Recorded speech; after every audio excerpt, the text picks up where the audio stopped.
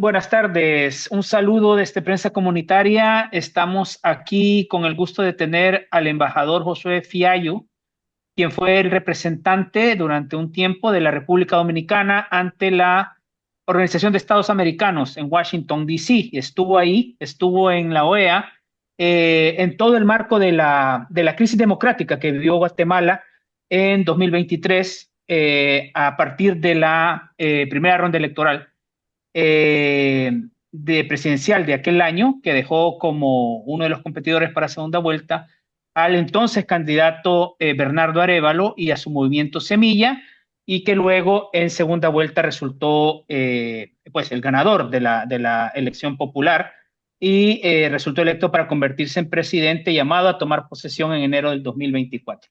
Como ustedes bien recuerdan, pues en ese periodo de tiempo, desde la elección, desde la primera y segunda vuelta hasta la toma de posesión, hubo una crisis, quizás la crisis más importante en la democracia guatemalteca en los últimos años, ¿no?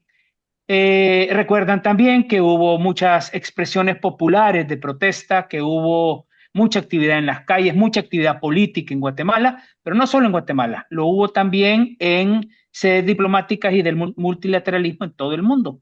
Y en uno de los lugares donde hubo una gran actividad política y diplomática fue precisamente en la OEA. Y al centro de esa actividad estuvo precisamente el embajador Fiallo, que hoy vuelve a Guatemala con un libro en el que cuenta esa experiencia diplomática, ¿no? En el que cuenta cómo él, como representante de la República Dominicana, vivió aquel momento. Y hemos tenido la fortuna de leer ya un capítulo de ese libro y lo tenemos aquí, embajador, para conversar un poco sobre eso. Bienvenido. Muchas gracias, buenas tardes. Gracias por la invitación y estoy aquí abierto a conversar con ustedes sobre el libro. Embajador, ya leímos uno de los capítulos, como decimos, no es raro que un diplomático escriba libros, pero me parece, por lo que he visto, me parece menos común que un diplomático escriba con tanta honestidad como usted lo ha hecho respecto a lo que sucedió en la OEA. Quizás lo primero que le quiero preguntar es cómo es este proceso Ujú. de transformar esta experiencia diplomática en un libro, sobre todo porque tenemos desde afuera la idea de que un diplomático tiene que ser muy cuidadoso con lo que dice, ¿no? Y para quienes lean el libro se darán cuenta que en ese libro hay muchas cosas que no son precisamente lenguaje diplomático, o un lenguaje diplomático que no es un lenguaje cuidado en el sentido de decir sin decir y estas cosas que tiene este lenguaje. Ujú. Cuéntenos un poco cómo fue ese proceso, embajador. Sí, mira, originalmente la idea era escribir unos artículos para que quedara constancia histórica de lo que había sucedido en la OEA, pero como tenía acceso a tanta información, al acervo completo de los informes, de las sesiones, de las transcripciones, y yo había estado ahí, pues los artículos se volvieron muy largos y me dio pues todo el material para hacer un libro, con el objetivo de, primero, documentar de manera detallada todo lo que sucedió en esas sesiones durante el año 2023, desde la perspectiva, como usted ha dicho, que yo tenía, que era una perspectiva privilegiada, combinando en algunos espacios, de acuerdo al tema que se trata en cada capítulo, pues la experiencia académica con una metodología relativamente rigurosa respecto de lo que es la memoria diplomática, una crónica histórica y también hago análisis político e institucional con fuentes verificables. Entonces, ese es el contexto. Luego, el giro en la forma de comunicar que adopté en algún momento, pues fue fruto de una reflexión personal, individual, donde yo entendía que el lenguaje diplomático podía conectar directamente con las personas, hacer que el lenguaje se convirtiera en un vínculo directo, no solamente con las personas en el país en el que estábamos abordando, sino también con el entorno diplomático de los demás embajadores. Por ahí va la idea. Embajador, el capítulo 7, que es el que hemos tenido la oportunidad de leer, usted narra con mucho detalle la sesión del 25 de noviembre del 2023, si no me equivoco, que es una sesión en donde se discuten informes después de la visita de embajadores, pero también la visita del secretario general a Guatemala, en un momento pues bastante complicado de la crisis, ¿no? Cuénteme, hay un detalle, y voy a hacer aquí un spoiler, obviamente. Hay un detalle, usted empieza contando las horas previas a esa reunión, usted decide comprar unas flores. Sí. Cuéntenos, ¿qué pasó ahí? Sí, la sesión a la que tú haces referencia de noviembre del 2023 fue la sesión inmediatamente posterior a la del 10 de octubre, que fue la sesión donde uno de mis discursos se hizo viral en Guatemala, donde yo hablaba de las pirámides de Tikal y demás. Entonces, para la sesión de noviembre, a mí se me ocurrió la idea de traer un símbolo a la conversación, que la conversación no fuera solamente discursiva, que hubiera algo tangible que estuviera ahí presente con nosotros, acompañándonos. Entonces, la noche antes, como tú dices, es un spoiler del libro, yo hablé con mi asistente y le pedí que saliera en Washington a donde fuera a conseguir claveles para que cada uno tuviera un clavel. Y evidentemente la idea era conectar emocionalmente con Guatemala, pero también desde el punto de vista corpóreo, tener en la sala un, un símbolo. Y bueno, no voy a contar los detalles porque la gente tiene que leer el libro, pero ciertamente la sesión comenzó de esa manera, inspirado en una fotografía que yo había visto antes, que, que representaba una protesta eh, en Guatemala por la muerte de un estudiante de la USAC. Perdón que mi perro está aquí haciendo presencia también en la reunión. Entonces, me refiero específicamente al asesinato de, Robin de García. sí, en 1978, si mal no recuerdo. Yo, aprovechando, embajador, el, al leer el capítulo, bueno, retomando precisamente este capítulo que es el 7 y la imagen de los claveles rojos, a mí de inmediato me llevó a ubicarme en el punto exacto de la representación del clavel rojo para el movimiento estudiantil guatemalteco y para el movimiento popular de la década de los 70. Y encontré la respuesta hasta el final del capítulo. Entonces, todo el capítulo estuve con la necesidad de encontrar la respuesta. Y un poco comentando sobre eso, porque precisamente la dirigencia de la AEU, de la Asociación de Estudiantes Universitarios, en ese momento adopta el clavel rojo de la revolución de los oficiales de Brasil. Entonces se vuelve un elemento para América Latina con muchísima fuerza. ¿A qué voy? Y me gustaría que usted pudiera contarnos porque hay un elemento de memoria histórica que atraviesa toda la narrativa de cómo usted va hilando la sesión y la presencia de la memoria histórica para América Latina. Es decir, cuando se contiene un intento de un golpe de Estado, cuando se batalla por defender la democracia o recuperar la democracia de un país, implícitamente está ahí lo que viven los países bajo dictaduras o golpes de Estado. Sí. Y para Guatemala, esta regresión autoritaria y este intento que continúa por instalar de nuevo el autoritarismo nos marca muchísimo. Están muy vivas las heridas de lo que vivimos en esos 36 años.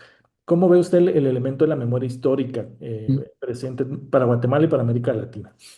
sí, mira, yo lo veo desde una, dos puntos de vista. El primero es regional. O sea, cada uno de nuestros países ha tenido experiencias de regresión autoritaria o de autoritarismo. Y quienes hemos superado eso recientemente, tenemos muy fresco en la memoria cómo esos acontecimientos se desarrollaron y las consecuencias que tuvieron en cada uno de nuestros países. Entonces, ver que en otro país se está dando o gestando un proceso que pudiera ir caminando a algo que ya nosotros hemos vivido, nos genera profunda preocupación primero y segundo, una empatía terrible, porque en el caso dominicano, por ejemplo, La última elección que aquí se robaron fue en 1994. No fue hace tanto tiempo. O sea, en 1994, aquí el presidente Joaquín Balaguer se robó una elección. Y la OEA, a través de su misión de observación electoral, identificó dónde estuvo el problema. Y dijo, no, no, un momentito. Esto es inaceptable ya en esta época. Esto no se puede. Esa es la primera dimensión, o sea, la empatía, el reconocer. Pero en segundo lugar está la dimensión doméstica. La historia contemporánea de Guatemala es una historia de, de gran, de gran significación para todo el continente, no solo por la violencia que tuvieron durante tantas décadas, sino también porque llegaron a un proceso de paz donde dieron un salto cualitativo en su democracia y regresar o involucionar ya no era aceptable, sobre todo en un marco donde tanto Guatemala como los países de la región nos hemos comprometido con promover, defender la democracia. Entonces, es esa doble perspectiva, la nuestra, pero también la de ustedes. Embajador, fue bastante evidente, lo comentamos con Nelton, mucha gente y periodistas, incluso en Guatemala, en Centroamérica, imagino que en América Latina, no saben muy bien qué hace la OEA. No es algo de lo que se hable constantemente, no es un tema político de cobertura periodística, a menos que se sea corresponsal en Washington. Sí. Sin embargo, para muchos guatemaltecos, el hecho, la presencia, el rol que la OEA jugó en esta crisis fue importante y muchos guatemaltecos supieron lo que hace la organización por su presencia en esta crisis.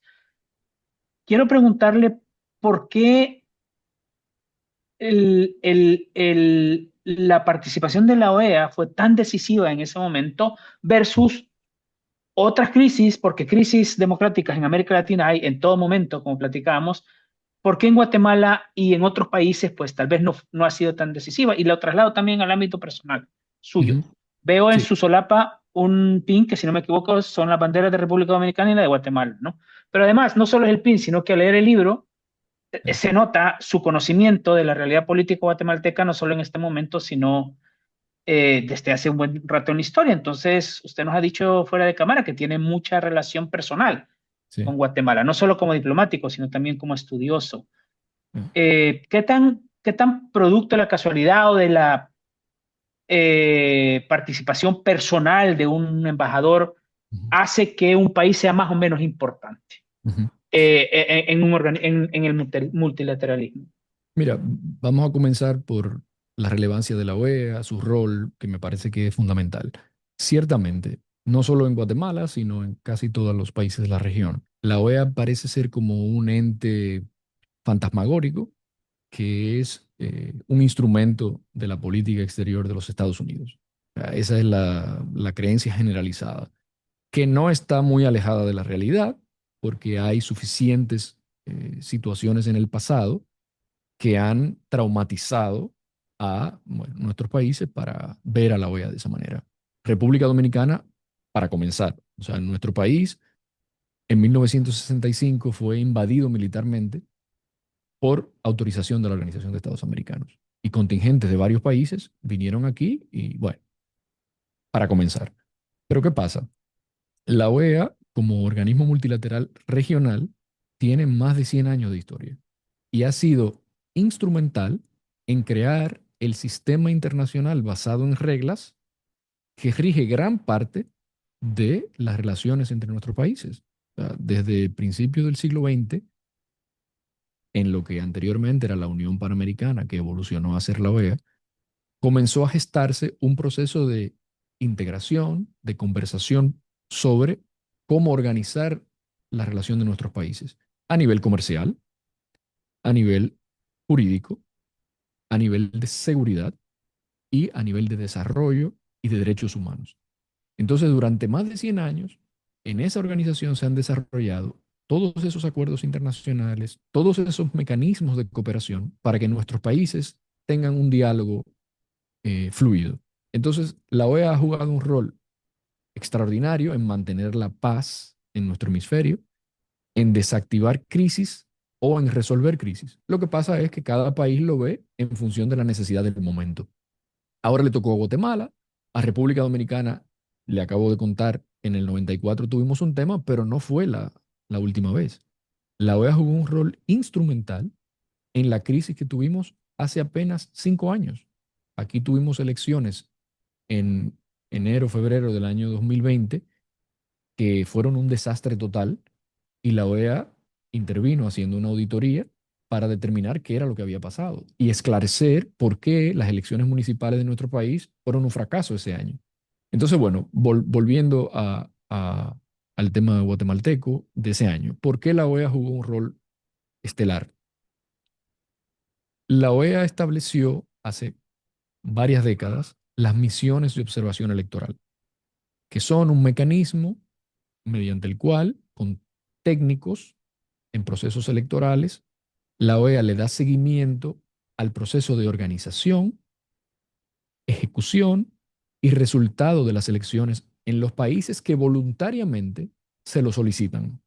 Entonces es común que nuestros países le pidan a la OEA que nos acompañen a ver nuestras elecciones.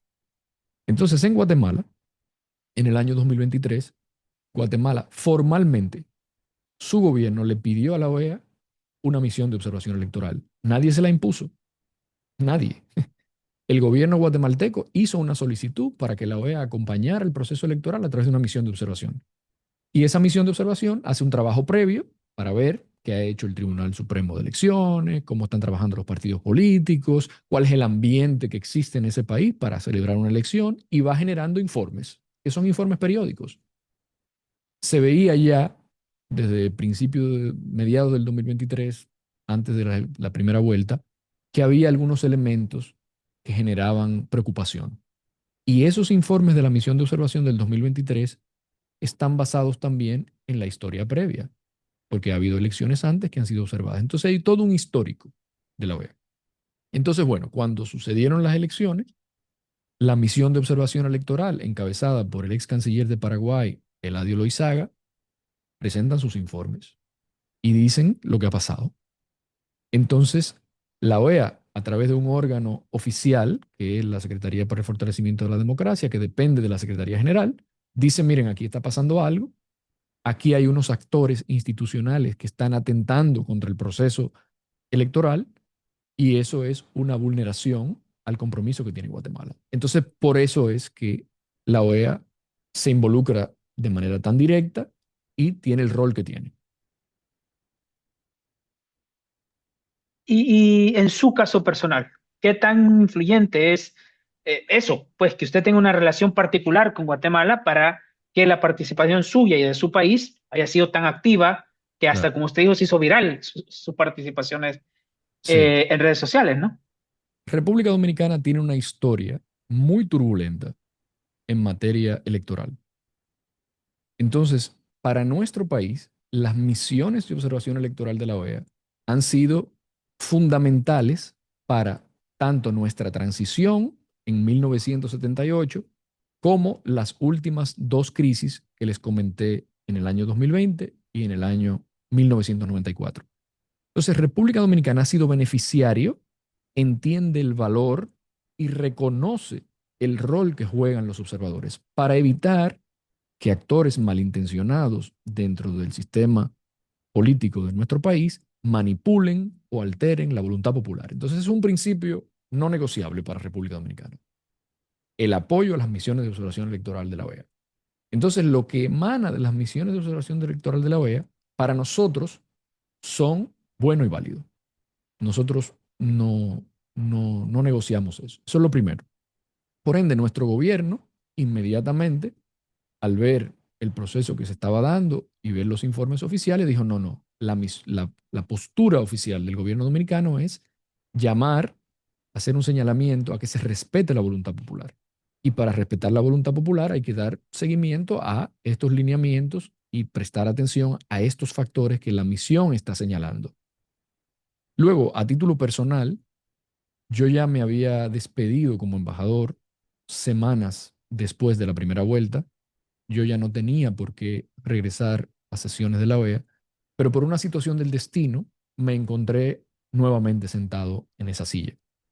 y con la instrucción de mi gobierno de que teníamos que abogar por la defensa de la voluntad popular, pues también se sumó que mi formación académica tiene bastante de influencia de todo el proceso de transición democrática y de los acuerdos de paz en Centroamérica y en nuestra región. Durante muchos años, entre el año 2003 y el año 2009, me correspondió estudiar a profundidad esos acuerdos de paz, ese proceso de transición. Entonces, personalmente, yo ya conocía las dinámicas de la situación política en la región y de manera habitual, evidentemente, que tenía que darle seguimiento a los temas de derechos humanos, a los temas de democracia. Entonces, tenía yo y mi equipo una base conceptual, teórica, que nos relacionaba directamente con Guatemala. Entonces, esos años que pasé estudiando, pues me vincularon de una manera u otra eh, con la academia en Guatemala y con las organizaciones sin fines de lucro, así como con los multilaterales que trabajaron en los años 80 y 90 para los acuerdos de paz. Eh, Aquellas sesiones y todo ese proceso de vigilancia y de seguimiento de la OEA, si para enmarcarlo en lo que estaba pasando, en Guatemala, recuerdo perfectamente, había una sensación de que había una posibilidad grande de que no se permitiera al presidente electo asumir la presidencia. Ujú. También me tuve la oportunidad de cubrir un par de visitas del presidente electo a Washington y él mismo expresaba eso. A ver, evidentemente en público le quitaba hierro al asunto, pero en las conversaciones que tenía con los entes multilaterales, con el gobierno en aquel momento del presidente Biden, dejaban ver una preocupación de que esa fuese una posibilidad. Usted percibió eso en el seno de la OEA, percibió que realmente mucho más allá de jugarse un tema diplomático, conceptual, de principios, de defensa de la democracia, se podía estar jugando realmente el destino inmediato de un país. Absolutamente, o sea, no cabía duda en nuestras conversaciones internas de que lo que se estaba fraguando era un golpe de Estado al presidente Arévalo, o sea, no había ninguna duda.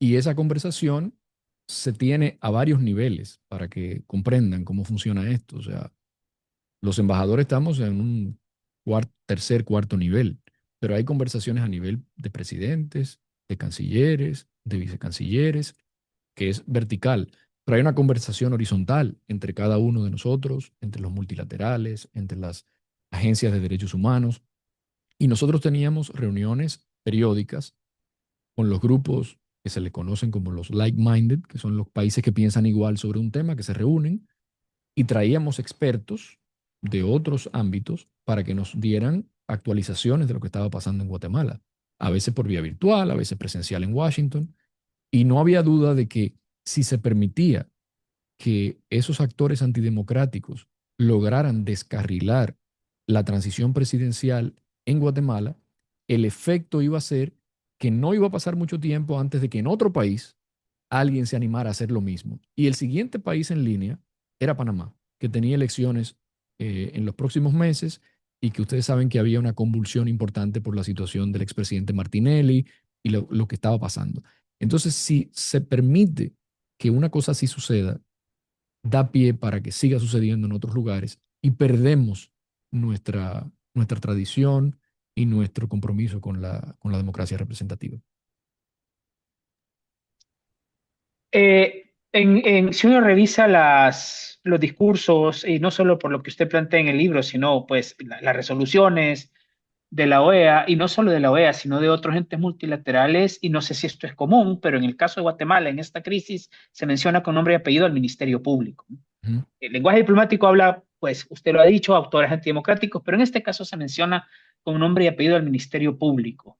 Sí. Eh, a la luz de lo que usted supo en aquellos días y del seguimiento que le ha dado hasta ahora, de lo que está pasando en Guatemala actualmente, de la persecución de periodistas, de actores, de intentos que no han cesado de criminalizar incluso al presidente y a su familia, eh, ¿cómo lo ve usted? ¿Cómo ve el rol de ese actor específicamente en aquel momento y ahora en Guatemala? Mira, voy a conectar con la pregunta anterior. hubo varias reuniones de negociación, de resoluciones, de declaraciones, reuniones de trabajo, donde estábamos reunidos los embajadores. Esto es una anécdota que la cuento en otra parte, pero que estábamos reunidos los embajadores y nosotros discutiendo la situación en Guatemala, cómo íbamos a avanzar, salían comunicados de prensa del Ministerio Público o la prensa reseñaba acciones que en ese mismo momento estaba tomando el Ministerio Público, qué sé yo, allanando el Tribunal Supremo Electoral, llevándose las urnas, qué sé yo, o declaraciones de los fiscales diciendo que la elección había sido, que estaba sujeta a un proceso o que se iba a encauzar y se le iba a quitar el antejuicio al presidente electo y a la vicepresidenta electa. O sea, nosotros discutiendo el tema y en tiempo real los actores operando en Guatemala diciendo lo que iban a hacer. Y eso despertaba todas las alarmas. O sea, los embajadores ahí, los representantes de la organización decían, pero ¿qué es esto? O sea, y vamos a partir de lo siguiente, que es algo que no se ha conversado mucho, pero que ustedes en algún momento van a tener que conversar como sociedad guatemalteca.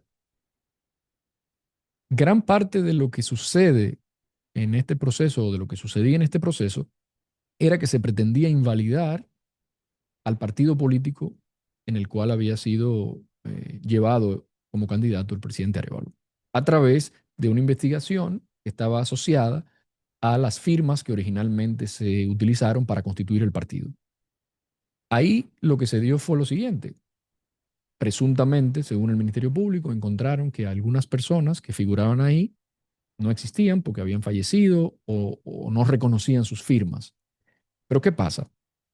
Los que somos abogados y los que son abogados comprenden que cuando el Estado avala una situación de carácter administrativo, en este caso la constitución del partido político, y a partir de ahí se suceden actos que legitiman ese proceso, no se puede vulnerar lo que se conoce como la confianza legítima de los actos del Estado. Entonces, otro poder del Estado u otra institución que pretenda cuestionar derechos o procesos que se han adquirido bajo el aval legítimo del Estado, no puede retrotraer todas esas actuaciones. Entonces, ¿qué pasa? Cuando nosotros veíamos eso, además que teníamos un equipo legal particularmente sólido, nos explicaban de manera detallada todas esas vulneraciones y todas esas actuaciones que buscaban retorcer las normas para acomodarlas a un resultado que ellos querían lograr. Incluso recuerdo al embajador de Colombia, a Luis Vargas, explicando una situación de los indicios, que lo narro en el libro y bueno, ya ustedes tendrán la oportunidad de leerlo, cuando en una oportunidad un fiscal del Ministerio Público decía que ellos salieron a buscar indicios. O sea, la cosa no funciona así. Entonces era todo en algún momento quijotesco, daba un poco de risa porque era una forma muy simple y estúpida de justificar las cosas, pero por otro lado era la preocupación de que estaba revestido de legalidad y el temor que eso se infundía. Entonces, bueno, para volver a lo que te dije, en algún momento la sociedad guatemalteca va a tener que tener una conversación sobre la base legal que sustenta esta clase de actuaciones y otra conversación sobre los actores, cómo se designan, cómo se evalúan, cuáles son los criterios para que estas personas lleguen a posiciones de ese poder y que no se vuelvan instrumentos de otra cosa. Yo ahí, Héctor, si me permitís, eh, ah, una institucionalidad en el tema de justicia que nosotros constantemente estamos reafirmando la cooptación del aparato de justicia y el Ministerio Público tiene un papel ahí relevante, es resultado de la expulsión de la Comisión Internacional contra la Impunidad en Guatemala, CICIG, es el resultado del exilio de operadores de justicia, jueces, fiscales, abogados, abogadas, que libraron una batalla importante contra la corrupción y la impunidad. Un Ministerio Público que tiene la medalla de tener sanciones en más de 50 países del mundo donde no se les permite ingresar, por ejemplo, a la propia fiscal general. Y en esa línea en la narración del capítulo 7 aparece una imagen que a mí me parece bastante reveladora, y es uno de los embajadores que formó parte de la misión de OEA en Guatemala, retrata al sector económico como los duros.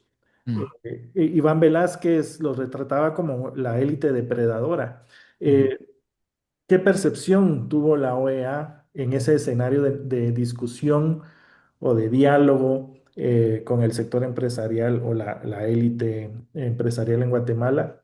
Y hay una imagen también que está en el texto donde se retrata a las autoridades indígenas sentadas en una mesa discutiendo con esta élite de tú a tú. ¿Cómo percibieron al sector empresarial guatemalteco en ese momento? Mira, la verdad que nosotros no tuvimos conversación interna sobre esos temas.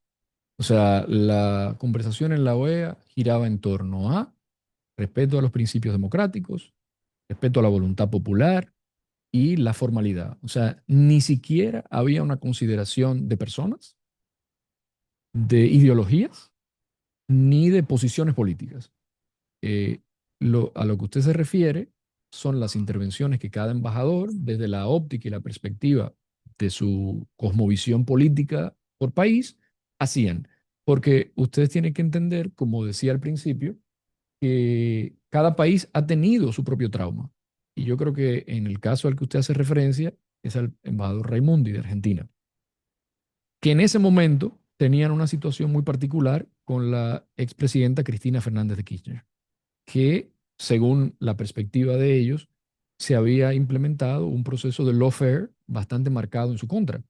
Y ellos entonces se veían en ese espejo y decían, óyeme, eso está pasando aquí o ha pasado aquí de esta manera y está impulsado por esto, por esto, por esto. Entonces ellos presentan su visión, pero desde el punto de vista institucional, orgánico de la OEA, no era una conversación para nosotros.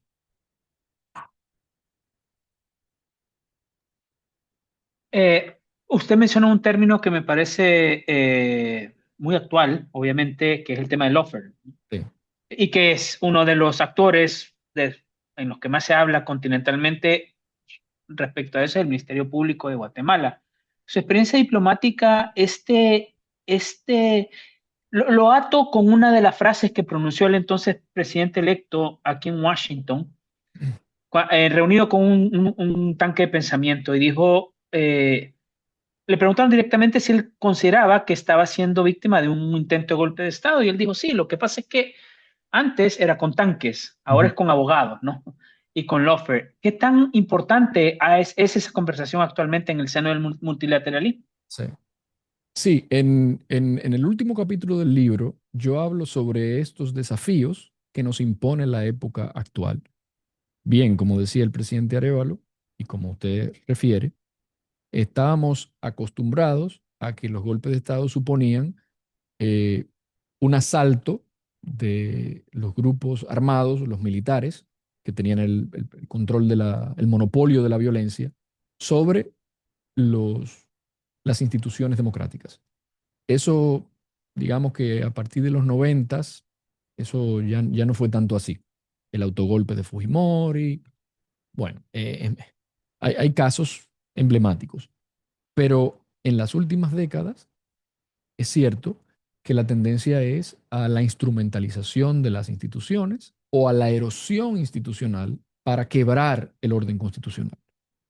Entonces, los instrumentos jurídicos a nivel internacional que tenemos responden a la lógica de la época anterior. Por ende, hay una conversación incipiente en el multilateralismo regional actual sobre el futuro de cómo enfrentar estos desafíos. Ahí hay muchísimos pensadores.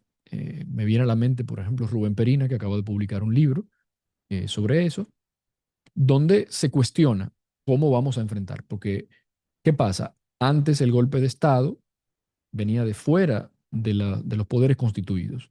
Pero ¿qué pasa si otro poder constituido del Estado, el Congreso, el Poder Judicial, atentan contra el Poder Ejecutivo?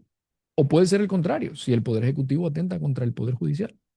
Entonces, evidentemente que hace falta pensar creativamente para ajustar la realidad normativa a estas posibilidades que ya están sucediendo. Y Guatemala dio pie a que esta conversación se elevara de nivel. O sea, aquí lo vimos. Un ministerio público actuando políticamente, deliberadamente, para evitar que un actor político legítimo que ha ganado unas elecciones, pues acceda al poder. Entonces ahí en la última parte del libro, le dedico una gran parte de ese capítulo a cuáles son las alternativas que se ha venido discutiendo hace años, desde la creación de mecanismos institucionales dentro de la OEA para darle seguimiento a los procesos democráticos, como más participación de la sociedad civil, el tema de la educación cívica, que es fundamental. Si tú no tienes una sociedad formada en valores democráticos, ¿cómo lo van a exigir? El proceso que juegan, el rol que juegan las academias en construir el pensamiento que luego sirve de base para tomar decisiones políticas. En fin, bueno, hago un recuento por esas iniciativas que existen desde el punto de vista teórico y que deberíamos de continuar trabajando.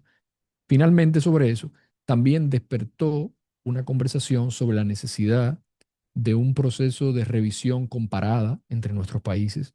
Hay mucho que aprender de países vecinos. A nosotros, por ejemplo, los dominicanos, tenemos ciertos aspectos institucionales que se han adesentado bastante bien, que quizá ustedes no tienen. Entonces, ¿cómo nosotros logramos desarrollar esta parte de nuestro sistema democrático de manera satisfactoria? ¿Qué hicimos? Compartir las experiencias, las buenas prácticas, y nosotros podemos aprender de ustedes en otras cosas. Entonces, ese proceso más bilateral de intercambio de buenas prácticas y experiencias para evitar lo que hablábamos hace un rato de injerencia, de violar la soberanía o de imponer nada. No, no, no. Aquí somos democracias maduras, somos actores políticos conscientes, reconocemos que tenemos una dificultad y miramos hacia afuera qué podemos aprender. Conecto eso para concluir con que yo no he visto, mi valoración personal que me preguntabas, yo no he visto en todos los actores guatemaltecos ni ese nivel de madurez, ni ese nivel de humildad para reconocer que algo está mal. Y ese es el primer problema. Si no hay un reconocimiento pleno y una masa crítica de personas que entienda un problema de la misma manera, nadie lo va a atender. Y en el libro, en otras partes, con nombre y apellido, menciono actores guatemaltecos con quienes yo intercambié y percibí eso. Por el tiempo, para ir concluyendo, embajador, me gustaría plantearle una doble reflexión sobre el futuro de dos cosas. Uno es del multilateralismo, ¿no? De Ujú, cara a lo que hemos estado platicando, pero también un poco a la situación actual del mundo, ¿no? Donde hay presidentes muy poderosos, empezando por el de los Estados Unidos, que tienen a cuestionar la eficiencia o la existencia misma de los entes multilaterales, ¿no? Y eso, ese es un cuestionamiento que se repite sobre todo en gobiernos y regímenes con dejos más autoritarios, ¿no? Y esa es la segunda reflexión. ujú, No soy yo el que lo digo, ni mucho menos, pero hay una tendencia a pensar y a ver que ahora América Latina, pues, y el mundo en general, están coqueteando mucho con este tipo de gobiernos, con gobiernos con rasgos autoritarios.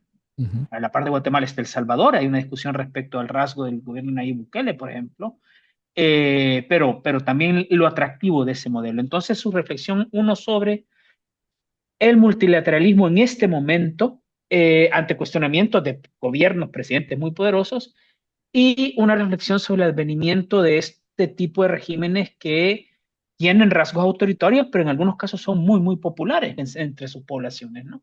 ujú. Sí, claro. Mira, sobre lo primero, el multilateralismo hoy está en una crisis muy profunda. Ciertamente hay actores importantes que están replegándose, que están dejando de financiar.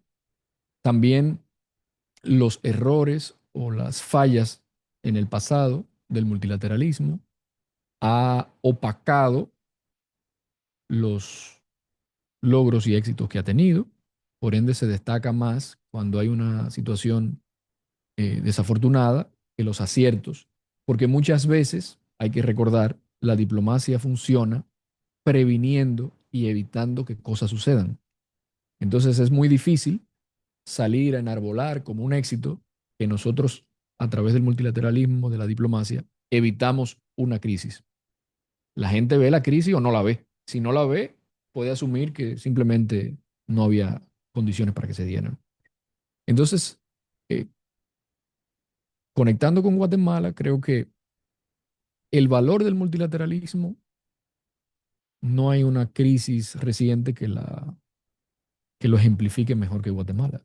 Sin la convergencia de presiones entre la OEA, las gestiones bilaterales, las sanciones de algunos países, los organismos de derechos humanos y la movilización ciudadana, sin esa convergencia de factores, la crisis no se hubiera sorteado como se sorteó. Yo estoy seguro de eso.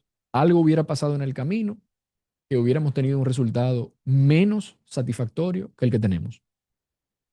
Segundo, me parece que era insuficiente la resistencia interna. O sea, los propios guatemaltecos que hicieron ese esfuerzo denodado, creo que sostener ese esfuerzo en el tiempo sin la presión externa hubiera sido muy difícil. Entonces, el multilateralismo enfrenta nuevas amenazas. Por ende, tiene que reinventarse, tiene que repensarse para enfocarse en las cosas en las que puede dar resultado. Em, Creo que es un error pensar que porque algunos actores se replieguen o dejen de financiar, el multilateralismo va a morir. Creo que la historia es pendular y también hay altos y bajos. Estamos en un momento donde la curva va abajo, y hay que ser muy creativos y pensar. Para los países pequeños, como nosotros, el multilateralismo es el único escudo frente a la arbitrariedad y la opresión. O sea, ¿qué quita que un país que tiene un ejército poderoso, una economía potente, nos aplaste? Es el derecho internacional, es el respeto a la igualdad soberana de los estados, a su soberanía y los mecanismos que confluyen para que institucionalmente eso se proteja, es el orden institucional multilateral. Entonces hay que preservarlo. Y eso no parece, para el ciudadano común, eso no parece tener mucho sentido, pero cuando lo ve desde esta óptica que estoy explicando, lo va a entender perfectamente. Sobre los gobiernos con rasgos y tendencias autoritarias y esa tendencia, a que se vuelva popular una visión menos liberal de nuestras democracias. Mira, evidentemente que hay desafíos, eh, porque estamos en una era muy complicada. Tú has mencionado un país en particular. En mi libro yo hablo de ese país y hablo de eso en un momento.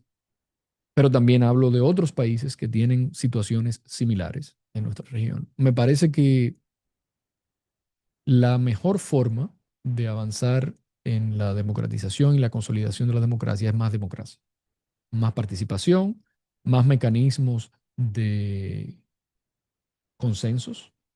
Ese es otro tema. No hay un enfrentamiento entre hermanos unos sobre otros. O sea, lo que pretenden estos nuevos esquemas autoritarios es presentar a quien piensa distinto como un enemigo, en presentar a quien no comulga con mis ideas como una amenaza que debe ser aniquilada.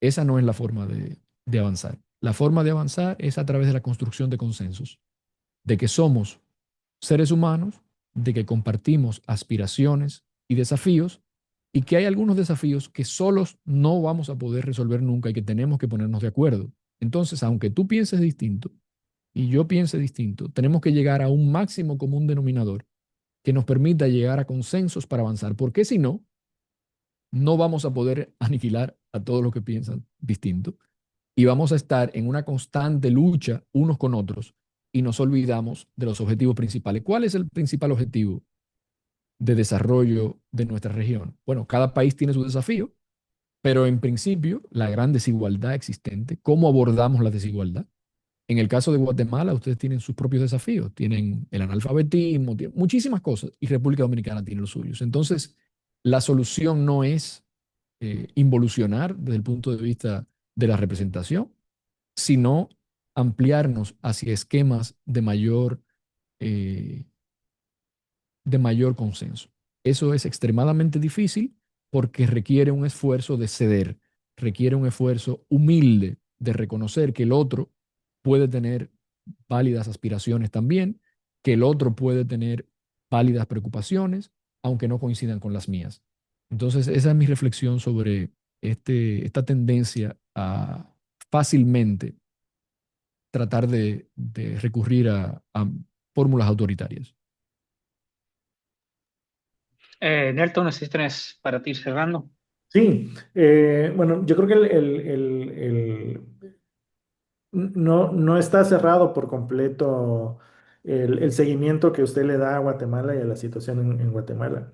Y mencionaba también que como países tenemos que ser muy creativos y yo he visto también en el uso que usted tiene como tribuna en redes sociales, la creatividad, hay un sarcasmo y un humor bastante interesante y en esa creatividad, ¿cómo fue?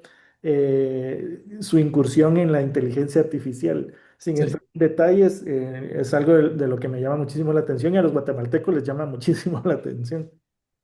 Ya, sí, a veces yo no tenía nada que hacer y me sentaba a analizar planteamientos, posiciones y decía, o sea, aquí hay un planteamiento que suena bastante fácil, bastante simple, pero que tiene mucha maldad detrás, que tiene una carga ideológica y de sesgo terrible.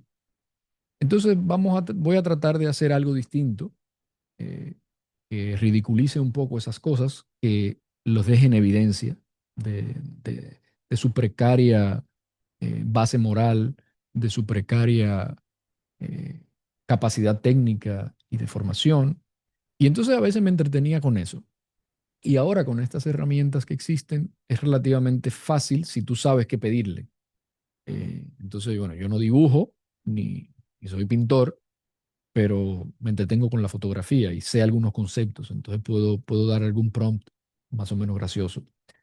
Entonces, a veces hago eso, pero también entendí que esa conexión directa con las personas permite educar, permite generar reflexión y permite sembrar duda.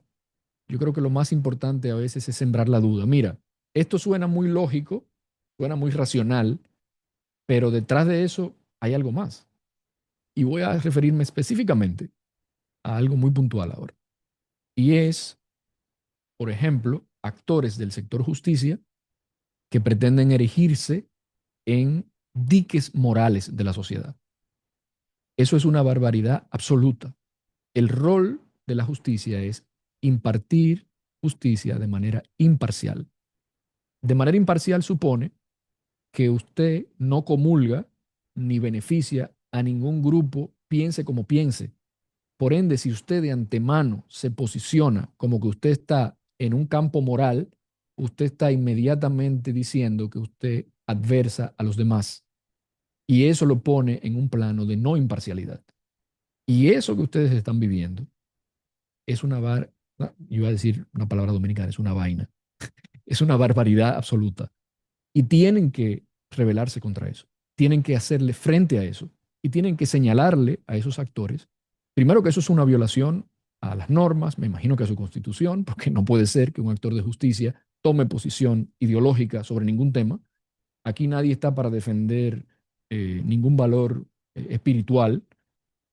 Cada cual tiene derecho a su espiritualidad. Y hay libertad de culto y lo que usted quiera. Pero no todo el mundo profesa su fe, no todo el mundo profesa sus creencias. Entonces, bueno, a veces me entretengo para señalar cosas muy puntuales que hagan que la gente reflexione. Yo no tengo una agenda política. Yo no conozco ningún actor político en Guatemala.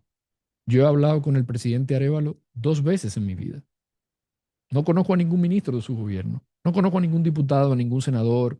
¿No? O sea, Mi motivación en muchos casos es puramente pedagógica y partiendo de nuestro aprendizaje. O sea, si nosotros ya vivimos aquí en República Dominicana tantas locuras, tantas situaciones antidemocráticas que costaron vidas, que costaron esfuerzo, y uno ve que en otros sitios están tratando de manera eh, arbitraria hacer cosas similares, ¿por qué yo me voy a quedar callado?